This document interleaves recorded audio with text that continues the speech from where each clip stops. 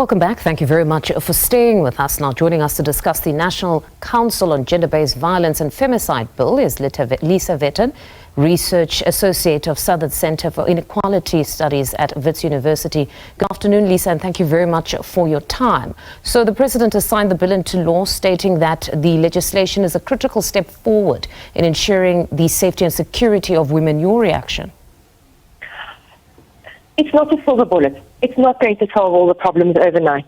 It may be useful as a coordinating mechanism and making sure that there's a strategic direction being driven within government, but people should be under no illusions that this is going to be the fix for gender violence in South Africa. Let's talk about the very council's role, which is, as you say, among others, to almost drive a society or whole of society approach to combat this scourge. Yes, so it's very much designed around developing plans, looking at priorities, looking at funding, and then making sure that there is coordination of all these various activities. So I think coordination can be a very important role to play. But the real question is, does this council have teeth if people don't play that role? And at this point in time, it would not seem to do so.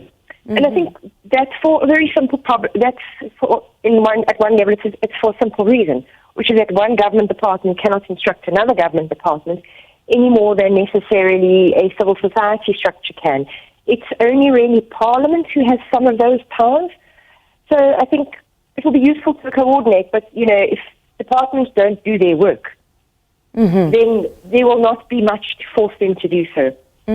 If we had to be more granular, because I've seen a number of articles where you've been quoted stating that what really needs to happen here is that police need to be capacitated, that if you're going to have a woman coming to report a case at the police station, it cannot continue that some police officers attempt to play some sort of counselor and mediate between a couple when a woman's life is under threat. These were the practical issues that you wanted to address and felt that the council will not have the meat or, as you say, the teeth to actually address some of these issues. Well, as I've emphasized, the main role of the council is that of a coordination structure. And I think what we perhaps don't pay enough attention to in South Africa is that much of our problems in being able to address the problem lie in the question of government and its weak institutional capacity. So in many ways, what we need to be doing is thinking about how do we strengthen government to be more effective. Over the last 5 to 10 years, if we look at the prosecuting authority, their ability to prosecute is not what it was 10 years ago. With the police, we've also seen declines in the quality of investigations. So it's those kinds of things that we need to fix up. Coordinating doesn't improve skills within the police. It doesn't necessarily hold them to account.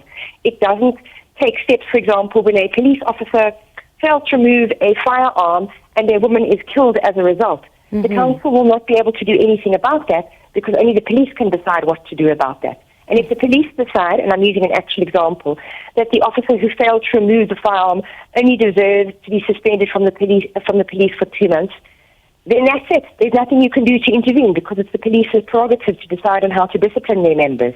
And then if we had to look at the composition of that statutory council, because some NGOs have even raised concern here, saying that government has changed the composition of the board. It's no longer the 51% civil society, 49% government. It's now the other way around, 51% is government, which they say makes them uneasy. They wanted civil society to lead this council. Your views on that?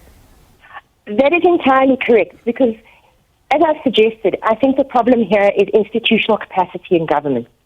So if you have a weakened government now leading and driving this and having the bulk of the authority to decide on what should or shouldn't be done, you are entrenching that weakness. And, as I also outlined, it's very hard for one government department to hold another government department to account. It creates many complications.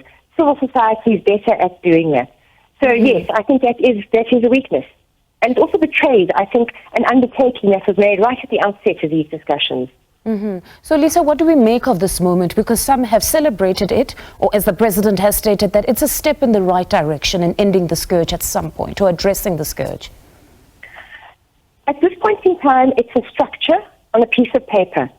It will only work as well as the people who are appointed to it and however hard they are willing to push for it. So, I always think the proof is in the pudding. And at this point in time, we don't yet have that pudding. We have something on paper. We'll have to see who ends up being nominated on that council and what they are able to do, and also how government responds if they're criticised and pushed for not doing what they need to. All right, Lisa, thank you very much for your time this afternoon. That's Lisa Vetten, Research Associate of Southern Centre for Inequality Studies at Wits University, speaking to us.